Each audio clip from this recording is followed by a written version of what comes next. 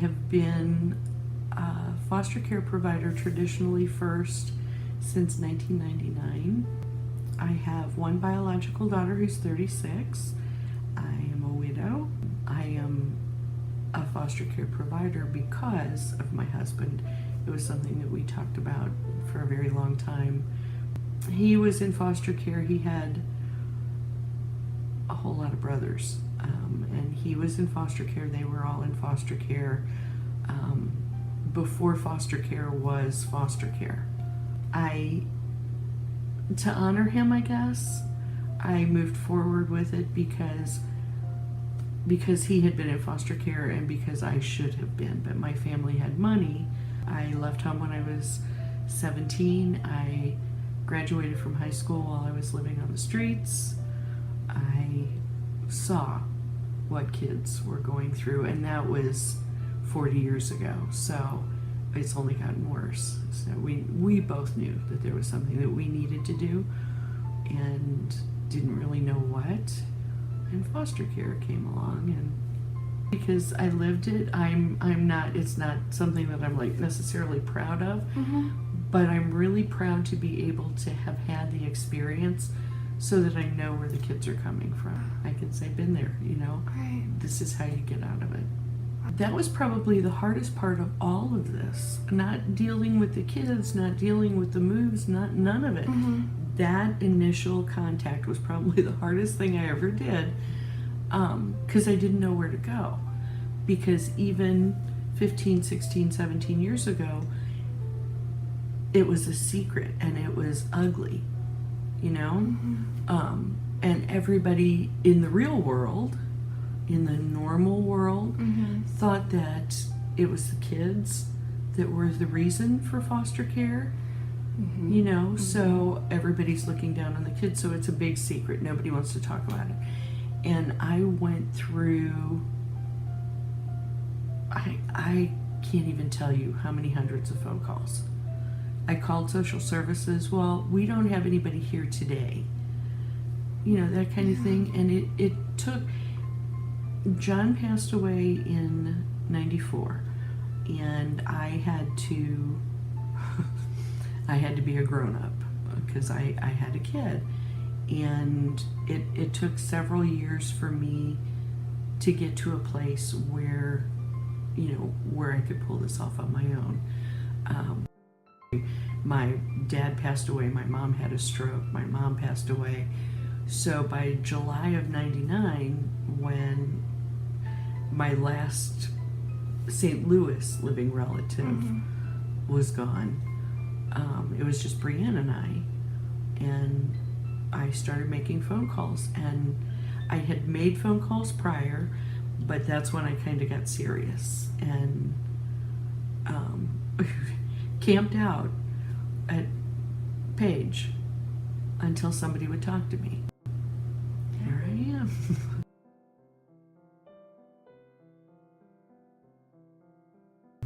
I didn't know that's what I wanted to do. I was working with traditional kids, and I had been for probably 10 years at that point. I was approached by a caseworker who I had worked with in the past, and she said, I'm with a new agency, and we have a couple of girls that really need you, which, was one of those moments. And but to do this, you would have to be licensed as a treatment provider. And I'm like, what? What? Please give me more information. And because she was the kind of woman that she is, she had everything ready to go. I mean, she, here's all the classes you would have to take. This is why you take this one, this one, this one. Explained everything. It literally gave me the classes while we're sitting there, discussing if I wanted to do this or not. And probably because it was her, that's why I added this to my licensing, and she was there all the time for me. I mean, Saturday night when everybody has their breakdowns, she would drive from Illinois in the middle of the night on a Saturday just to work with her kid. That's why I do it. Burn my house down. Somebody would hurt one of my dogs. Somebody would hurt one of the other kids. I honestly did not know what to expect. I knew the worst, but I couldn't see the best. I just kind of jumped in with both feet because somebody needs to. Somebody needs to be there. These kids aren't bad kids. They're damaged. If we can face the damage with them, they can have a future. If nobody does it, who's going to take care of me when I'm, 100 years old in a nursing home? That's a frightening thought. Is what we're turning out into the world. It's not the kids, it's the behavior, and the behavior is there for a reason. But that doesn't stop the behavior. So yeah, we've had fires, we've had my animals hurt, we've had other kids hurt. I have been threatened with a knife. And again, when the kids calm down, 90% of the time it's like I didn't know what I was doing. I was in such a haze of anger, if not me, who's going to do it?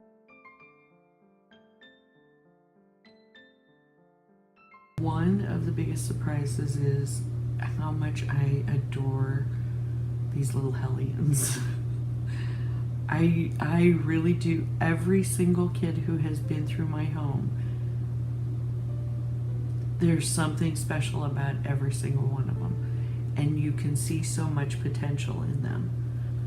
And that's, you look at the behaviors and you go, yeah, no, But if you look past the behaviors and look at the kid, they're amazing people. They really are. Yeah. They're loud and they're stinky and, sometimes there's a little horrible, but they're amazing people.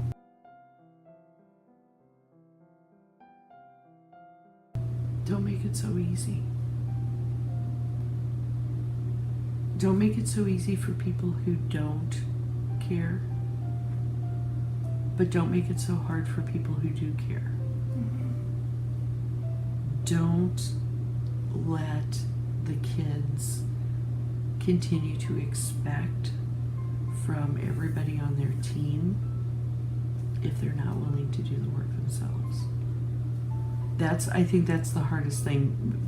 Yeah, I think that our expectations are probably a little bit skewed. We do the, oh, poor baby, you're in foster care for so long that when they get to be 14, 15, 16 years old, they have expectations of everybody else doing what they need to do so that they can be successful in their lives. They turn 18 and it's like, what do I do now? You said, well, no, I said you need to learn how to do your laundry and you need to learn how to, balance your checkbook and stuff like that. It seemed a bit rushed. And I get it, but I don't think I got as much out of it as I did when I recently retook everything for relicensure. It didn't answer a lot of the questions. A lot of the questions I had to do research on my own after the fact. When a situation would come up, then I would figure things out. Space Mountain. It's a ride in the dark with your eyes closed and your mouth open screaming. Honest to God. And anybody who tells you differently is lying. It is the most amazing hard work I have ever done in my life, bar none. They are totally amazing kids. They're like I said, there hasn't been one kid in this house that I couldn't find something about them that was just unique and amazing and wonderful. but no matter how prepared you are, and like I said, this second time around, I feel even more prepared. I have taken classes, I have read books, I have done online research, everything. No matter how prepared you are, there is rarely a seatbelt on this ride. Had an aunt who, when she passed away, was 99. She has been my strongest supporter from birth. You know, as I said, my family life was totally sucky, and she was the one that continued to rescue me. Mike was the one that was always there. When I moved out of the house, she followed along, and not, you know, but she wouldn't let me come live with her because I had made the choice to leave. But she made sure I was safe. And I didn't know that at the time, but, you know. And when I decided to do this, she made me sit down and explain to her why I was doing it, and understood, because she knew my parents and she knew, you know, everything. She made me explain it, and I mean, she shot me with scenarios and, you know, everything. And then she said, okay, whatever you need from me, I will be there. I will be Aunt Ruth to whoever is in your home, but I really think you should just retire and spend your money on traveling. And that was the most perfect thing anybody could have said to me. Most of my friends think that I'm crazy, but amazingly, they're always there. Yeah. You know, my kids call them Aunt so-and-so and Uncle so-and-so, and Batman makes repairs when we need repairs, and he entertains the kids, and he actually listens to the kids. And so I have a really amazing support team. I really do. But they think I'm crazy.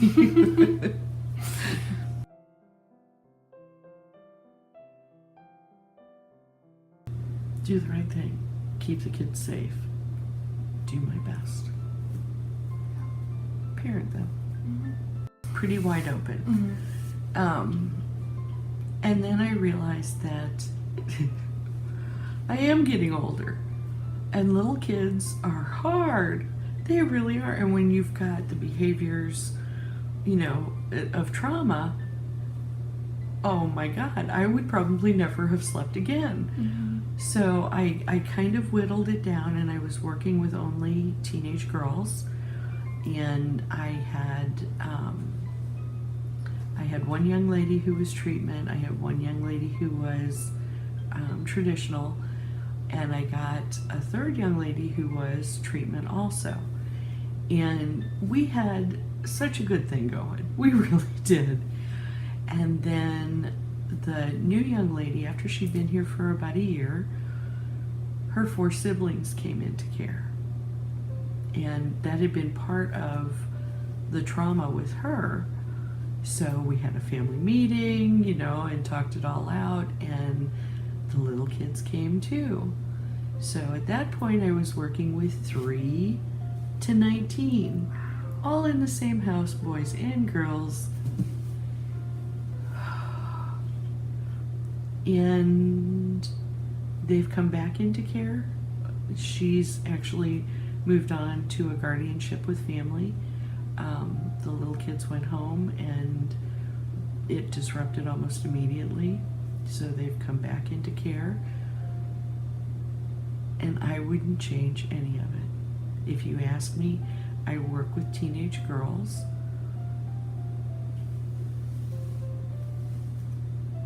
And then some. Mm-hmm. And everybody knows about the drug abuse and alcohol abuse and all of it. But what I have seen in the past 15 years is probably neglect. And nobody thinks about that because the kids are getting on the bus and going to school every day. And then they're coming home to nothing. You know, I personally, I think I would almost rather be hit than be ignored. I see the damage that's done by that more than the rest.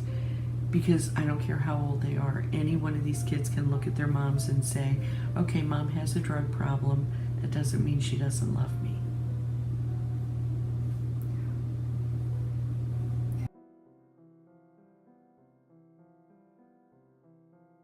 I do.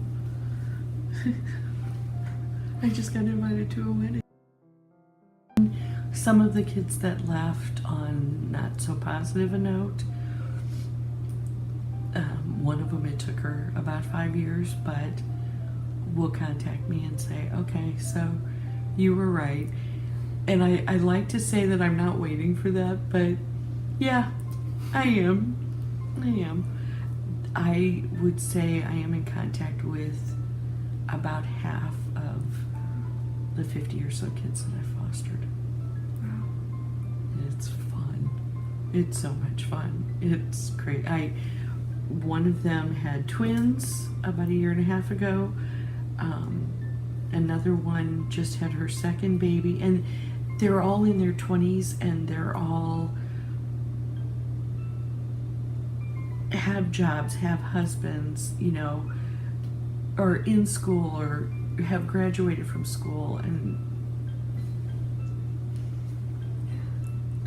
it's a proud parent, and it's okay. You have to come at dinner time. You really do. I'm kind of foul when it comes to dinner time. I want everybody home, and I understand if you have a job, if you have, you know, but whatever night you're not working after school, dinner's on the table at 5:30, and I expect you here. So everybody is here, and everybody helps. I make dinner, but everybody sets the table and feeds the dogs and makes sure everybody has, you know, something to drink, and so on and so on. And we do an assembly line almost, and okay, this goes to here, and it's loud and annoying, and you can see everything. You can see right into their little spirits. It's the best.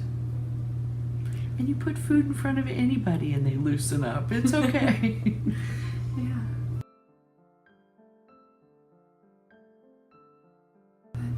I am almost type A. I'm a little bit too organized. There are lists on the side of the refrigerator, which are always there, with menu, what we're going to have to eat for dinner, appointments, chore chart above, who's got what, when, everything. And I think that that's kind of the key. Because if everything else is organized, when there is an issue, you can step back from whatever is going on and take a minute, okay? You know, and sometimes that doesn't work, but so far, organization is a huge, huge help. That you're with the right agency, because support is key. And what to expect. Everything and nothing. Every kid is different. Every situation is different. But you have to know that at some point you're going to make a connection with that kid that will be there for the rest of their lives. And they'll call and they'll say, hey Robin, remember when you taught me how to fold fitted sheets? I just taught my 3-year-old how to do it. So those are the moments why you do it. And know why you're doing it. And make sure you're doing it for the right reasons. Obviously, treatment foster parents get more money. There's a reason for that. If you're not ready to have your house burned down, if you're not ready to have the police on your doorstep a couple times a week, if you're not ready to have your life totally disrupted, to rebuild it, then you're probably not in it for the right reasons. You have to go in expecting everything to go wrong and make it right.